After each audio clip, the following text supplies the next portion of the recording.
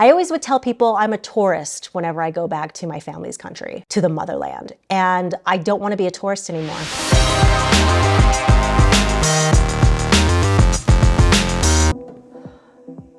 Today's a very exciting day, and the reason why is because my head is chopped off.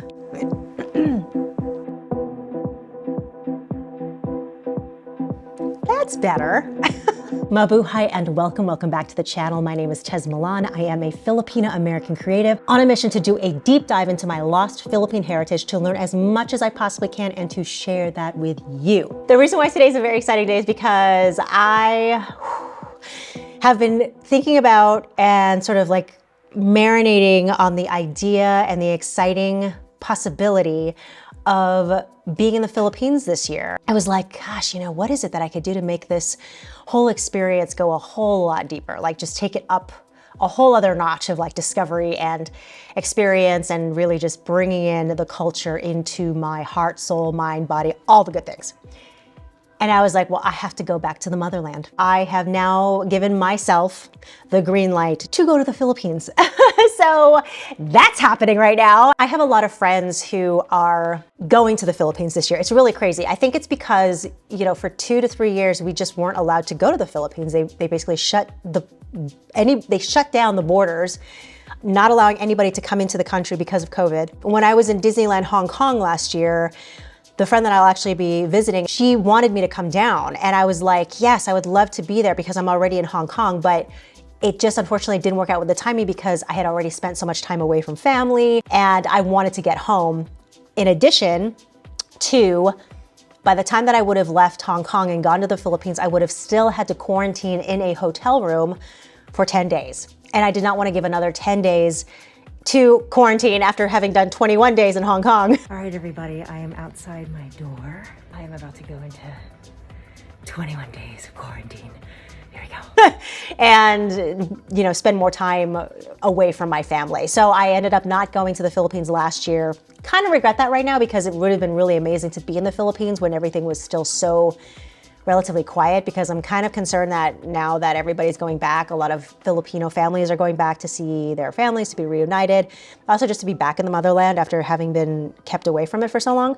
So many of them are coming there now that hopefully when I am there, it's still not going to be too overrun, but regardless, Manila's going to be crazy, as Manila always is, from what I remember. And yeah, but I think it's going to be great because I have a lot of plans to visit different areas of the Philippines that I have never been to before. Every time I've gone to the Philippines, it's always been in Luzon, which is kind of I don't want to say it's the main island because they're all kind of main islands in their own respect. So Luzon is where the capital Manila is located and also where my family comes from. So my dad is Ilocano and he came from the Ilocano region, and my mother is Kapampangan and she came from the Kapampangan region. I don't necessarily know if this particular trip is going to be to visit their family homes. We'll see. You know, I have contact with some family. Most of my family, just to clarify, most of my family is already here in the United States.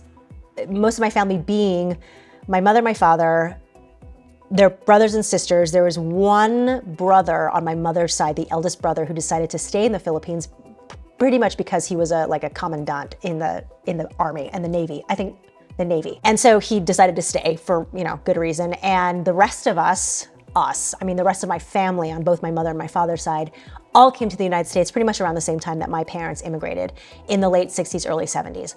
So I don't have any close family there. I sincerely hope I'm still recording. Yeah, I am, but my battery's gonna die, so I gotta change my battery. All right, be right back. I think that'll do, pig. Yeah, that's a full battery. Woo! As I was saying, pretty much all of my family is in the United States and no longer in the Philippines. I have a lot of hang-ups about going to the Philippines by myself. This is like the first time that I won't be going there with, like, the last time I was there with Habitat for Humanity, and my dad happened to be there. The other time before that, I was there with the band, where then I met Imelda Marcos, and we all know what happened with that. And then the time before that, I was again with my dad and my mom. I I feel like I've been to the Philippines more than that. But anyways, I've always been with family or, you know, with a group or something with a purpose to be in the Philippines other than just to be there. And this is the very first time that I am going to the Philippines like on my own. And honestly, I never thought that I would ever want to do something like that. I really want to feel like I know the place, that I know the land, that I understand the people, and that even though they, you know, may still see me as a foreigner, that they know that I'm there, and that I know that they know that I'm there to really connect with them. That's why I'm going today. I mean, not today. That's why I'm going this year to the Philippines. The things that I have planned during this trip to the Philippines are the following. I'm going to Cebu to do an interview there with an amazing photographer who does photography for Nat Geo and who also created a book about the Philippines. And he's not Filipino. He's an American, a white American who decided that he loved the Philippines and wanted to photograph it. And now he's there and, you know, and I'm going to interview him and check out Cebu because I've never been there. The other thing I'm going to do is I'm then going to go to Mindanao and visit a friend that I got to meet briefly in New York City. And she's going to share with me a full moon ceremony that she does every full moon. And then I'm going to Guam because I have family there and I'm going to be filming there because there is a lot of Filipino history there as well, in particular to the Navy and sailing and all of that. So what's really cool is that my family member who lives there with his family is part of the Navy there, the US Navy, even though he's Filipino. Yeah, there's a long history in that and we'll go down that path when, you know, in a later episode.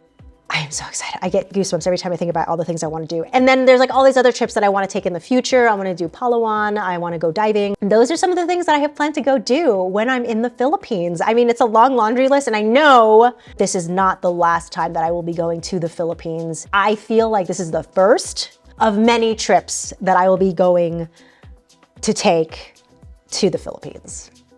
It's just the beginning. No matter how much I learn, no matter how far I go to seek this out, I always feel like it's just the beginning because there's so much to discover about my people. So yeah, let's go book this flight.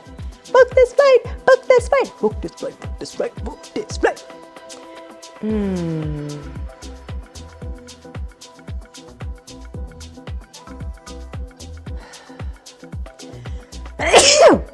Oh, well that's changed. What the heck happened to the... Why did that go up and disappear? I thought Mercury retrograde was over. I logged into my account and they've changed all of the flight availability.